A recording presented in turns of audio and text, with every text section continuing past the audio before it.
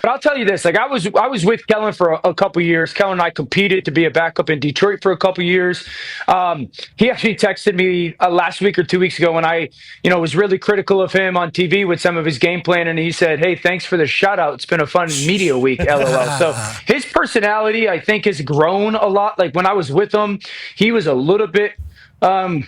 Reserved, super intelligent. Didn't necessarily like command a room like some guys do in a head coaching role. But I do think it's grown. I look at the text and I say, okay, he's a little bit more comfortable in his skin for him to text me that, and a little bit like a fu to me in many ways.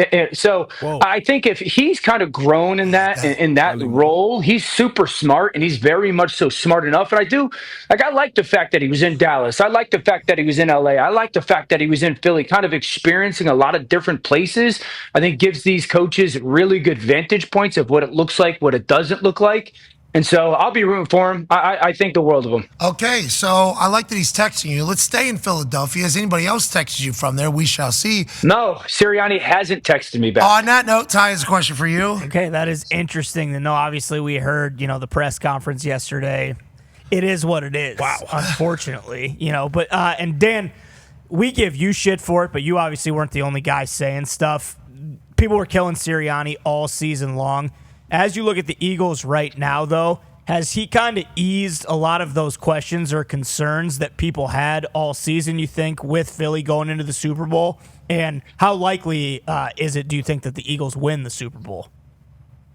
I definitely think you have to give him credit for. I think he's grown a lot throughout this season for this team. First 6 weeks of the season, there was a lot of questionable decisions, I would say, or taking points off the board and not taking points in certain situations, or maybe being overly aggressive, at least in my and other people's opinions. And so I think he's really managed the games well. I think he's gotten, a really clear message across to everybody on their team, but specifically Jalen Hurts of, there's a really big formula for them to not lose games. Their margin for error to not lose games is pretty big. They play really high-end defense, both in the ability to take the ball away, but also, one, they stop the run on defense. I'll go to the offense. They're playing offense clip. So as long as they don't give the ball away, they're tough to have to force another team to go beat them. And so maybe that was a little bit lost in the Jalen Hurts conversation, because there were weeks where there were struggles. There's no doubt about it. We can't sugarcoat that. He was really good last week. Even in the midst of those struggles, where maybe the pass game wasn't as crisp as you wanted it to be, or guys weren't as open as I expected them to be, or he wasn't pulling the trigger, wasn't giving the ball away. Okay, and that is a big deal. When you have an offense that pick your poison, you got to stop the run and stop the pass. If you don't give the ball away, you're going to get enough snaps. And then defensively, they stop the run with less people in the box. They don't give up explosive plays, and they take the ball away. So there's a big margin for error of, like, you have to go almost with the Chiefs philosophy-wise, where you got to go be really clean to beat this football team. And I do think his viewpoint of that, and the way that he's got everybody on the team to buy into that, the way he's got Kellen Moore to buy into it, you have to give him credit for. And I think he's grown a lot throughout the season in that regard. It's one of the reasons why they're obviously in the Super Bowl. I give them a chance, absolutely. Patrick is Patrick, and you got to beat him when it matters the most. But there's no doubt about it that they match up well. Okay, so let's talk about this particular matchup. And obviously, you and many others were taking shots at Sirianni. He's at his second Super Bowl in 3 years, second Super Bowl in 4 total seasons as a head coach for the Philadelphia Eagles. It's not just you. I told you that I talked to him during the season. I told you that. Well, I hope what he said to you is, "Hey, Dan, tongue my beanbag." Yeah, I hope that is what he said to you. I can't believe that dude said that yesterday, man. Yeah, Coach Sirianni obviously said it. No, but it wasn't just you. It was lower third. Oh, yeah. Every single day. It was Nick Sirianni's a big dumb dipshit. Nick Sirianni's the biggest question mark in the NFL. Nick Sirianni should not be able to hold a clipboard. Nick Sirianni should be kicked out of Philadelphia. What other coach would be better in Philadelphia? Any of them. Like, that was every day for like a month and a half. Yeah. 2 months. By the way, they're 9-1. Yeah, they were winning. And that was when they were winning. They were winning and winning and winning and winning. So it just kind of like fed an entire fan base is saying this guy is a dipshit. This guy is a dipshit. So whenever he would do things that were, out of pocket, like telling a crowd, "Hey, I got it under control." Okay, yeah, we did run, little bum. Or when he goes and talks his shit afterwards, it's like, well, you got an entire network, seemingly, not us, ESPN though, basically saying this guy's an idiot. And then you got him doing those things, but they're still winning. It's like, how did we get here almost?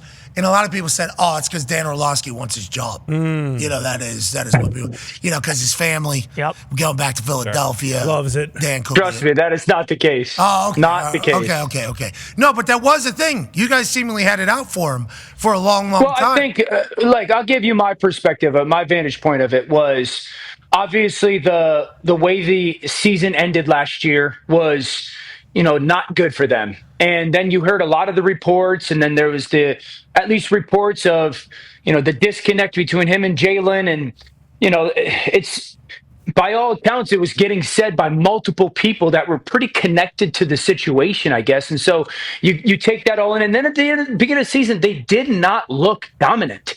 Everyone knew this roster was one of the, if not the best in football. But then you go to, the Saints game when they kind of sneaked by a little bit on a late play. I think you go to the Jacksonville game when there was some question marks at that, the Cleveland game. And so you're watching a team that you knew was super talented, not control games the way that they have on really the back half of the season, not dominate the way that they have at the back half of the season. And so that, probably made an overreaction, certainly from my end in regards to it. I've said probably one of the misses I've had this year was not valuing how important A.J. Brown was to them, because A.J. was missing in some of those games and the offense didn't look good. And you're like, why don't you guys look and play better? And you're squeaking by. And so I think that is a little bit of part of it. It was like they had such high expectations because they were so talented, and it wasn't happening the way that at least I wanted it to look early in the year. But he's absolutely galvanized it for sure. Got it, utilized it, bunker mentality, and it's the NFL. It's hard to win games. The other team's on scholarship too. That's the way it goes. Let's talk about a team that didn't look great all year. Chiefs. They didn't look great all year. They didn't have, the most dominating victories. They still had the best record in football, home field advantage through the AFC. Now they're back to a Super Bowl. Everything they said they were going to do, they have done, but they haven't looked the part all year, even though they were getting dubs. Didn't hear you burying them, but they've won back-to-back Super Bowls, so obviously their resume is a little bit different than what the Philadelphia Eagles is.